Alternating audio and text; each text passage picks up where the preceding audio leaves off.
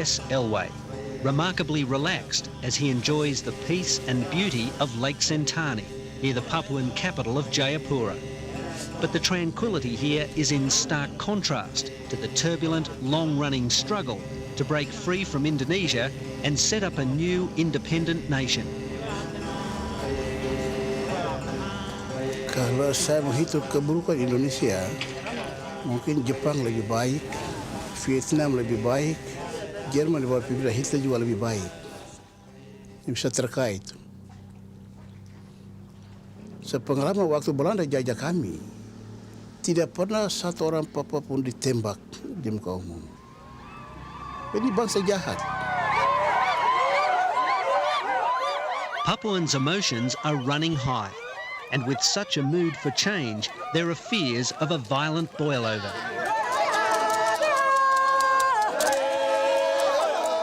It's hard to separate the sentiment here from what's going on in Fiji and the Solomon Islands. Tidak ada korban. Kita langsung berbicara yang terbuka.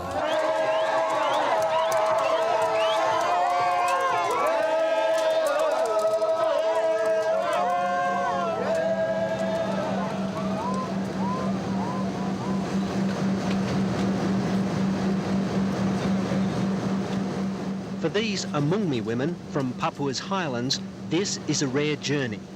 Unfamiliar with anything outside their own tribal land, they're off to take part in what promises to be the greatest ever show of pan-Papuan solidarity, an historic independence congress in Jayapura.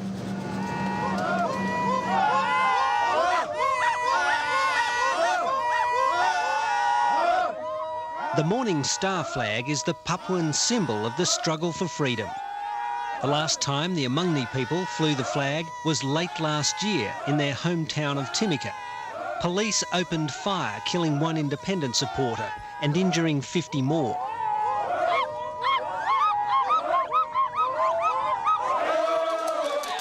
Up in the hills of the capital, another highland tribe, the Lani from Mulia, have arrived after walking for 5 weeks.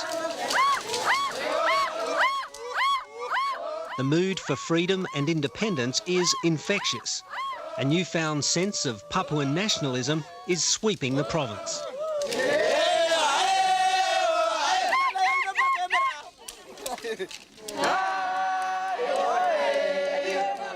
Down in the town centre, the Nabire people, who've also travelled hundreds of kilometres, are making their presence felt. While it's not a sight to strike fear into the hearts of the despised Indonesian military, it's nonetheless a provocative and illegal act. Saya minta merdeka! Saya minta merdeka!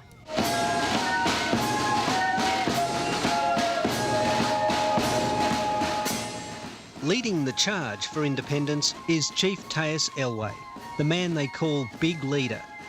31 years ago, he was one of the 1,000 or so delegates to take part in the so-called Act of Free Choice.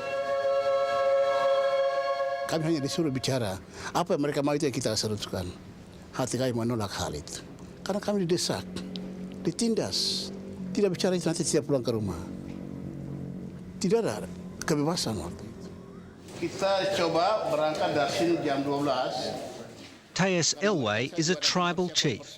At 62, he commands royal respect in a close-knit community on the outskirts of Jayapura.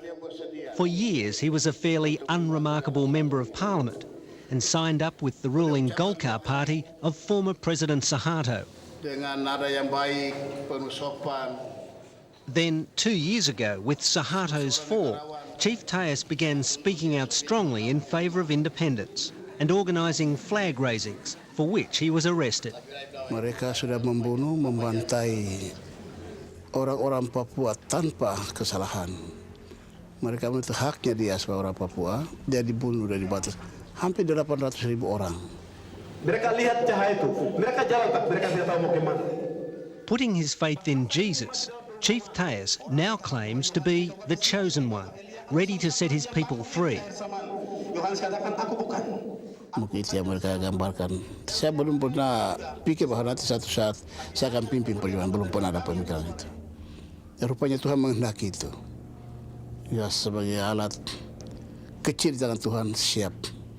Apapun yang Tuhan perintahkan akan siap. Karena saya menghendaki sebagai pemimpin. Ya, itulah tuntutan rakyat. Itu asal saya terus tolak. Dan saya sudah berjanji kepada rakyat. Sampai nyawa saya pun sudah saya persembahkan untuk perjuangan ini.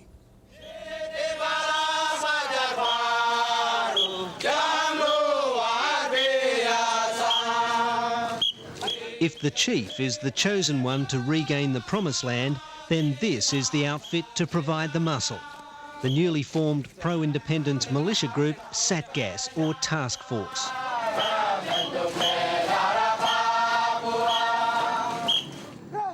Armed only with sticks, they're not exactly a formidable fighting force. Indeed, among this ragtag army are thugs and criminals. But no matter what their form, ultimately, these militiamen answer to Chief Teus Elway. Untuk sementara waktu, mereka dalam batas-batas menjaga keamanan dan ketertiban. Tapi satu saat, apabila hak kita dikembalikan, kita akan proses mereka itu untuk ambil alih tugas keamanan.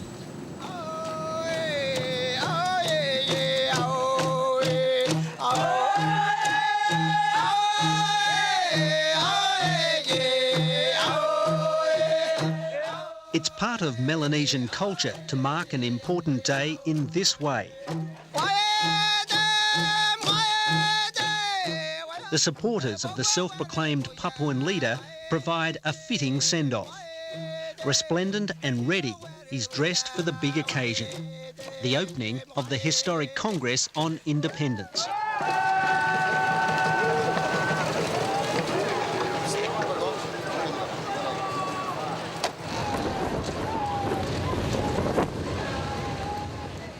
Joining the convoy and casting an entirely different figure, another who's played a key role in the long and often brutal struggle against Indonesian rule.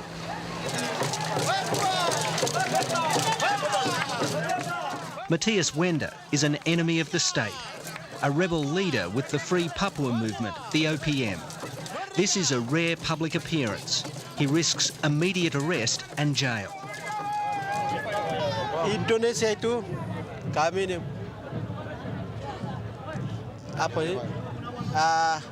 ditembak, dibunuh, dihiris itu banyak sekali kita korban orang Papua ini. Jadi saya tidak mau perang lagi. Merdeka! Merdeka!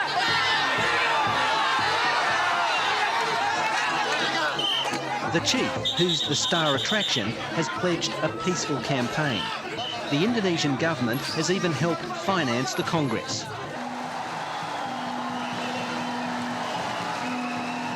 President Abdul Rahman Wahid promised to upstage the chief and formally open proceedings, but he's a famous no-show. In line with strict government policy, he can't be seen to publicly support the breakaway movement. And there's one compelling reason: money.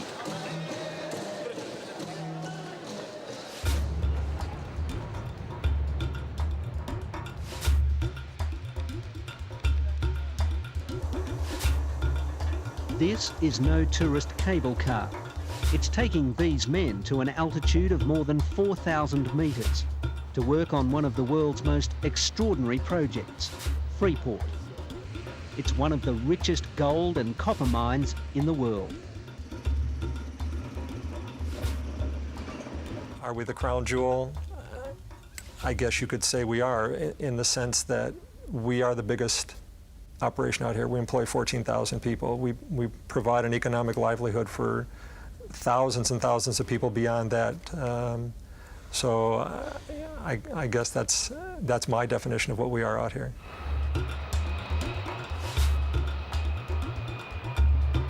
Grasberg, a complete mountain, has been gouged away to reveal a vast open-cut pit.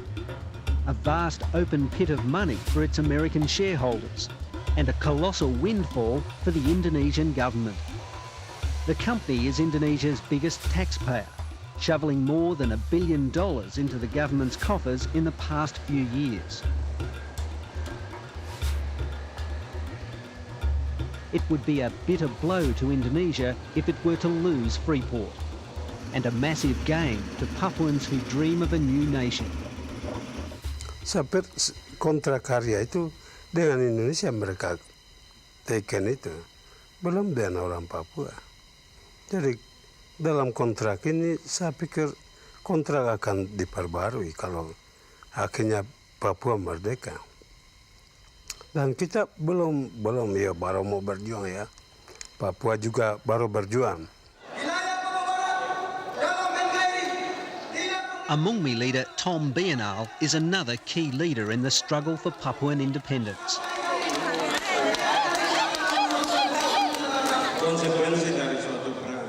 Five years ago, he sued Freeport, alleging human rights abuses and the destruction of Papua's resources. The case was thrown out.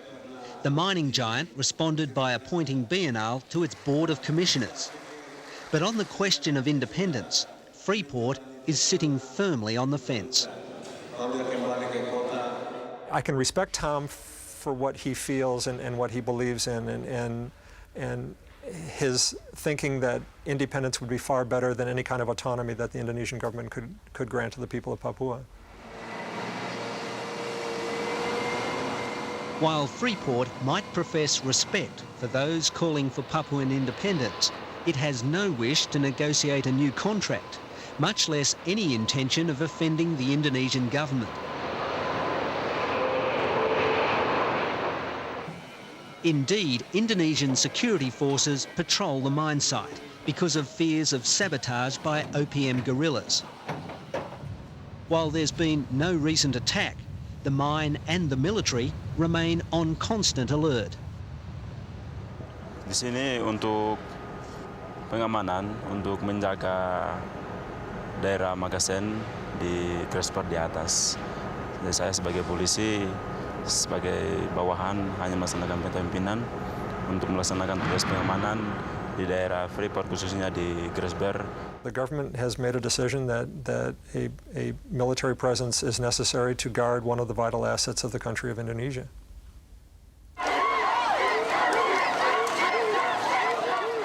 Since the 1960s, the OPM has fought against the Indonesian military. Some members of the Free Papua movement have emerged from the jungle to join this charging, chanting throng outside the Independence Congress. Operating from jungle bases along the border and inside neighbouring Papua New Guinea, the rebels have carried out a low-level insurgency against vast numbers of Indonesian troops stationed in Papua province. Matthias Wender is an OPM leader who's engaged in the guerrilla warfare, but the odds against his rebel band have been overwhelming. The Indonesian military stands accused of brutal repression, killing and torturing tens of thousands of Papuans. Now Matthias Wender is armed with a new strategy. Tidak, merdeka, merdeka penuh. Ini bukan bunuh, periwangan suci, periwangan hukum halal. Jadi kita tidak bunuh, tidak ada, tembak tidak ada. Ya, hukum halal, hukum adat, hukum internasional. Kita yang orang Papua yang tiga hukum. Yang ada di hutan seperti Matthias Wender atau Kelly Kualik ini tentara. Kalau nanti sekarang dalam Kongres kita lihat mereka sebagai satu partai. Tapi kalau nanti merdeka pasti kita lihat mereka sebagai tentara.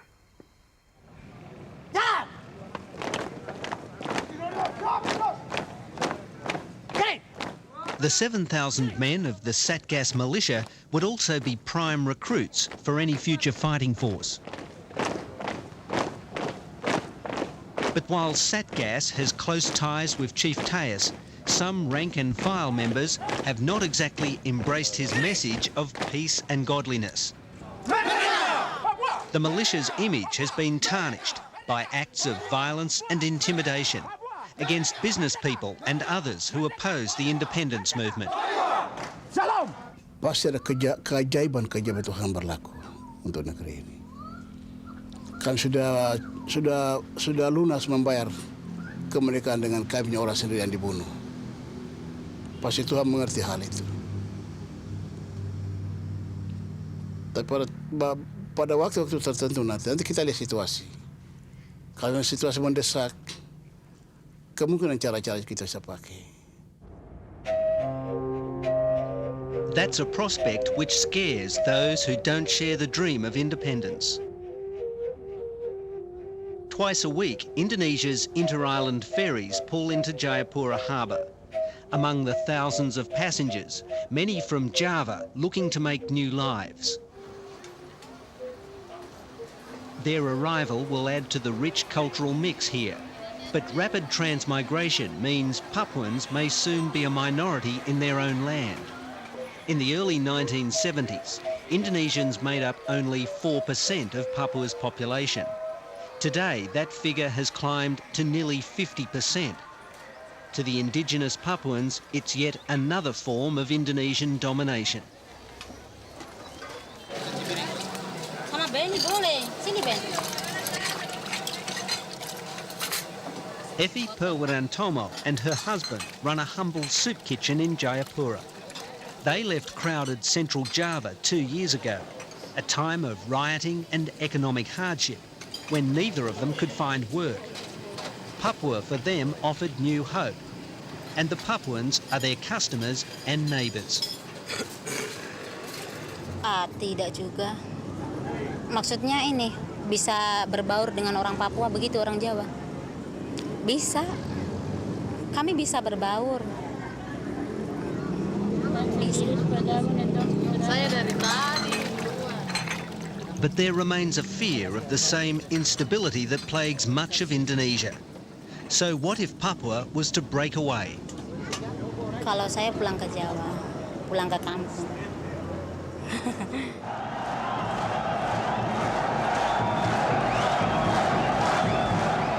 Papuans rejoicing.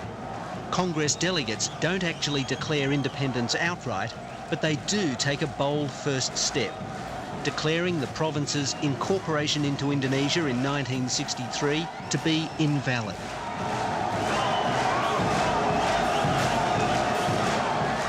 Amid the jubilation, the independence movement can point to the name change from Irian Jaya to Papua, the right to raise their flag and sing the national anthem. But these gains are largely symbolic. The United States, the European Union and Australia all back Indonesia and President Wahid. But once they organize themselves or initiate the steps to realize that kind of independence, then those people are against us and will take actions without any, let's say, compromise with anybody on that. Itu menurut Gus Dur, menurut orang Papua lain. Kami bangsa Indonesia, kami punya kulit, rambut, itu lain dari Indonesia.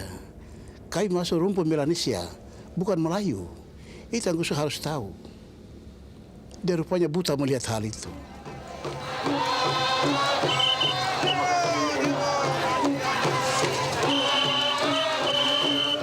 Papuan identity has found a new, vibrant expression.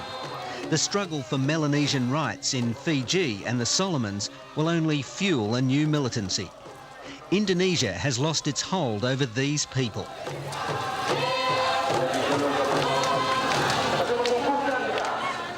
It's difficult to gauge the will of all who call Papua province home, but there's never been a referendum as there was in East Timor.